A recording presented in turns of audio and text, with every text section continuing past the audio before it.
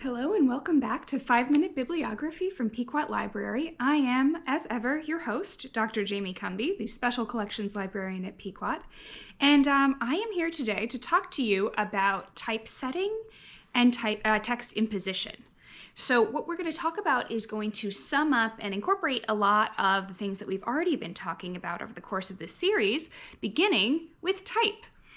You may remember this handsome friend that we looked at in our video on type.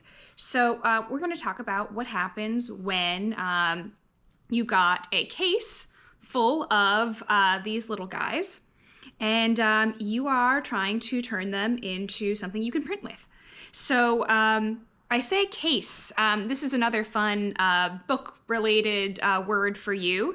When we talk about upper and lower case, we are literally talking about different levels of cases where types are held. And this is an example of one such case.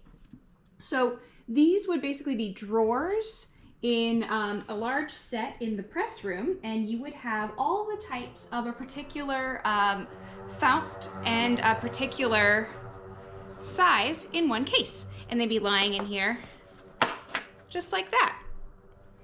So you might say, gosh, that seems a little bit complicated. That's a lot of tiny drawers, especially if you're thinking about how compositors of text are grabbing things really quickly. They're working on a deadline. Well, your humble compositor can refer to what is called the lay of the case. This particular print is by Bruce Rogers, who's a famous American typographer, and this was a gift from Ruth Rogers, who is no relation to his, but is a true hero of mine and the Special Collections Librarian at Wellesley College. So what you're looking at here is basically a diagram of where all of the types live inside the case. And you'll see that the varying sizes of the different spaces allocated to letters will correspond to letters that you use a lot. Say you want to have a lot more E's than perhaps a K. You'll also see there are spaces for all your punctuation marks like hyphens and periods. These things, the M quads, are for different spaces that you want to put between letters, words, or sentences. And you also have things called ligatures, which are pieces of type that allow you to join two letters together in one without having to worry about spacing between them. You see that bar on those two F's are joined together, creating that ligature. So you imagine you have your compositor who is pulling types rapidly out of the case, following the lay of the case. And what that type compositor is setting up has to be an impression, has to be able to produce an impression that will create a readable text. So that means that the type setter is compositing something that is upside down and backwards. Pretty complicated, right? Well, it's about to get more complicated. So what I'm showing you right now is an example of a single sheet in quarto, which you'll remember from our format discussion means that there are 4 leaves all told. And this particular quarto was set up at the Pathfoot Press from Stirling University in Scotland. It's run by my very good friends Don Hollis and Kelsey Jackson-Williams, who also run the Crail Press from their home. I'll post links to their work in the text for this video. They're really cool. So shout out to them also. So anyway, we're looking at our quarto here.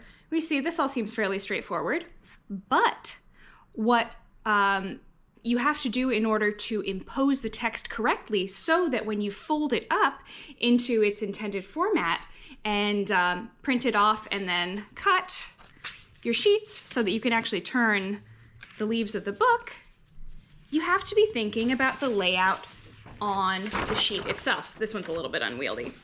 So what you should be able to see here is that, remember that first page we looked at that says to the reader? That's here on the actual schema of the sheet. And the very last page is here. Now, I'll show you some other examples of that when we get even more complicated. This is an example of what an octavo looks like when it's being set up. This is from Professor Neil Harris at the University of Udine, who is a leading paper scholar, and he has made these really fun demo sheets to play with. So what you're looking at here, where it says A1, that means the first sheet in 8 of this octavo, and A8 is the last sheet in 8 of this octavo. And you see there, that's meant to represent our watermark. So this is the imposition of the text that we're thinking about in the press room as you're composing your type and as you're setting up your form so that you can print your book. We're not thinking about page by page, we're thinking about the text as it sits on the sheet of paper. And this can get way more complicated because this is just an octavo. We can have a duodecimo or a 12mo, if you want to use anglicized terms. You can have a 16mo, 16 pages on your one sheet. You can have an 18mo, 18 pages on your one sheet. And you should see with these formats, there are actually, those dotted lines are where you have to cut the sheet to actually assemble it. It gets really crazy. 24mo,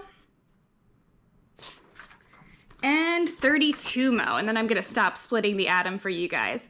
But I hope that gives you a taste of just what it's like, the labor that's involved in creating the architecture of a book, the physical process of setting up type and using this fantastic technology and the kind of exigencies of that. And I'll also give you guys a link to try some imposition demos of your own and make some books of your own. And I hope you guys have fun, and let us know how it goes in the comments. We'll see you next week when we'll talk a little bit about printing images.